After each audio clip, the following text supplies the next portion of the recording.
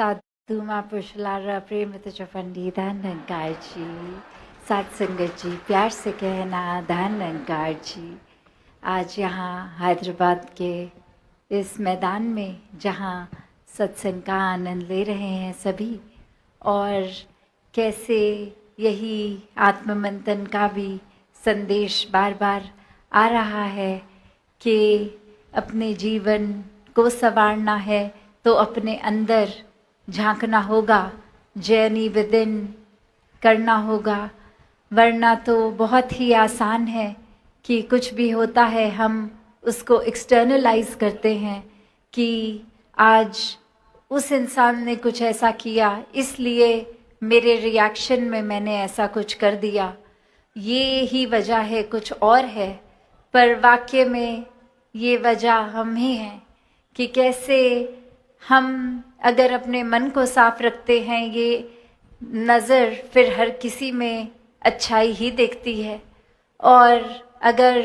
हमारे मन में ही नफ़रत है तो फिर भेदभाव भी बाहर दिखेंगे, हर किसी में बुराइयां दिखेंगी। एक अपने आप को ही हम सबसे अच्छा समझेंगे। तो भाव यही कि संतों ने हमेशा समझाया कि एक पिता यही जो परमात्मा है निराकार, इसको जीवन में बसा लें, हर पल इसी के दर्शन करें। चाहे संसारिक रूप में कामकाज, एक रिस्पॉन्सिबिलिटीज़ परिवार की सब निभाते हुए फिर भी हर पल में ये निरंकार के एहसास में रहेंगे तो वाकई ही हर कोई अपना जीवन पूरी तरह जिएगा। स्पिरिचुअलिटी को जो भी हर कोई एक प्राथमिकता देता है, आध्यात्मिक जीवन जीते हुए संसारिक कर्मों को भी निभाते हुए जीवन यापन जो करता है, तो वही जीवन एक अच्छा जीवन, एक कंप्लीट जीवन होता है। क्योंकि एक अच्छाई को धारण करके मन में बसाकर इस परमात्मा को ही फिर हर चीज़ हो रही है, तो वो एक जीते जी भी हमारे लिए ही फायदेमंद,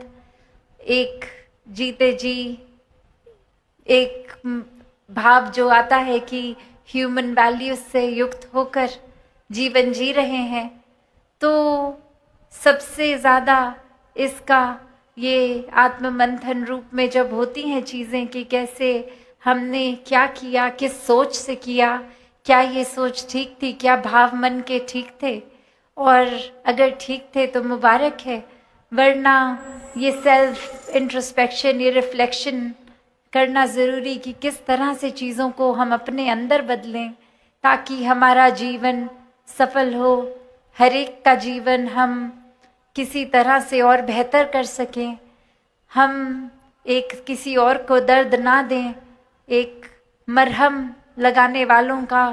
जिस तरह से एक जीवन होता है ऐसा जीवन जिएं, हर किसी से प्यार करते चलें, एक नफ़रत के कारण ना ढूंढें, एक किस तरह से एकत्व हो सकता है इस परमात्मा से, तो वो ब्रह्म ज्ञान है। और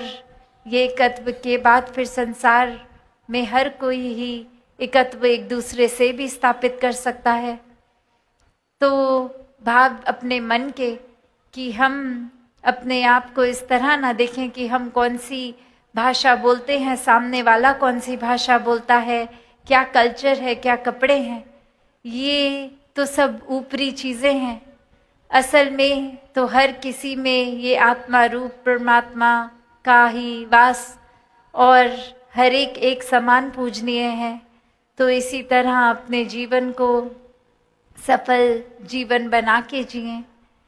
तो भाव वही कि कैसे अक्सर हम जब अपने अंदर देखते हैं तो कुछ समझ आता है कि किस तरह के हैं हम, और अगर थोड़ी गहराई में और सोचें तो हमारा अगर जैसे जो बेसिक नेचर बनता है या फिर कुछ आदतें कुछ ज़्यादा प्रोमिनेंट हो जाती हैं तो हम खुद को ही ऐसे घोषित कर देते हैं, डिक्लेयर कर देते हैं कि हम इस तरह के इंसान हैं। तो उसको भी और गहराई में अगर सोचें तो एक कहानी भी है जहाँ एक इंसान किसी के पास जाके बोलता है कि मेरे अंदर बहुत गुस्सा है, मैं हर समय क्रोधित रहता हूँ, तो ये चीज़ मुझे अपने अंदर बदलनी है, मैं इसके लिए क्या करूँ। और फिर जो इंसान ये बात सुन रहा है वो आगे से बोलते हैं कि अगर गुस्सा है तो गुस्सा करके दिखाओ अभी। और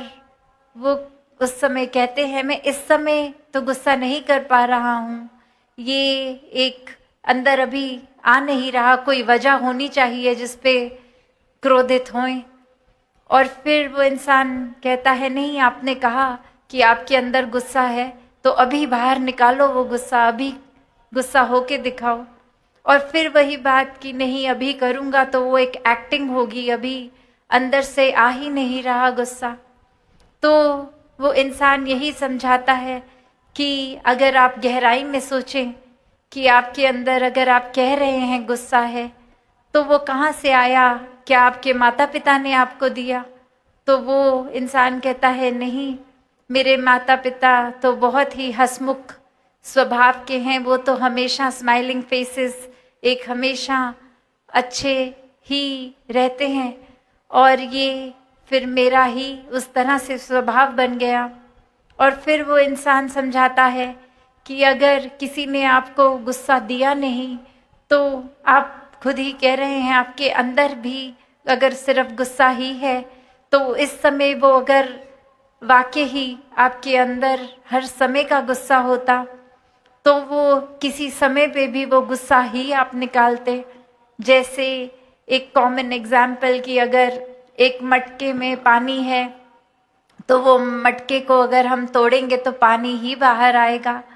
तो ऐसे ही अगर आप में गुस्सा है तो गुस्सा हर किसी भी टाइम पे आ जाना चाहिए। तो इसका मतलब ये है कि आपके अंदर उस तरह गुस्सा हर समय का नहीं है। वो आप अब ये जो सेल्फ इंट्रोस्पेक्शन कर रहे हैं, ये आत्ममंथन कर रहे हैं, ये एक सही तरीके से करने की बात कि अब ये सोचा जाए कि ऐसे नहीं कि हर समय का गुस्सा है, पर गुस्सा ये क्यों आ रहा है। एक अगर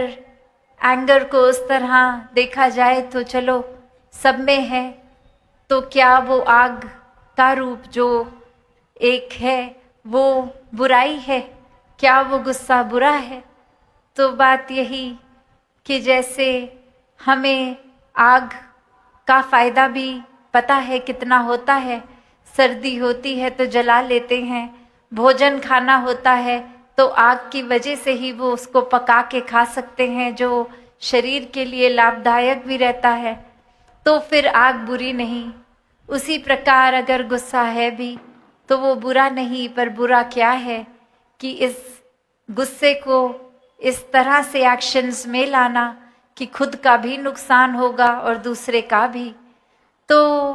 ये अक्सर यहाँ पे ही ये फाइन लाइन होती है,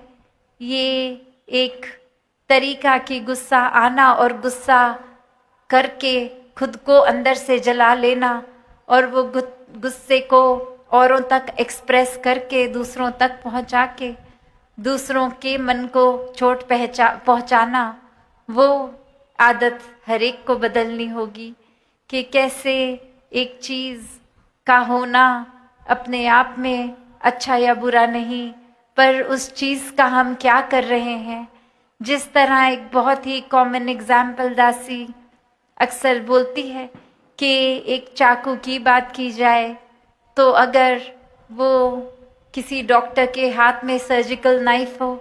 तो वो चाकू भी उस समय एक फ़ायदा ही कर रहा है, क्योंकि ऑपरेशन के टाइम किसी के शरीर को वो चाकू से काट ज़रूर रहे हैं,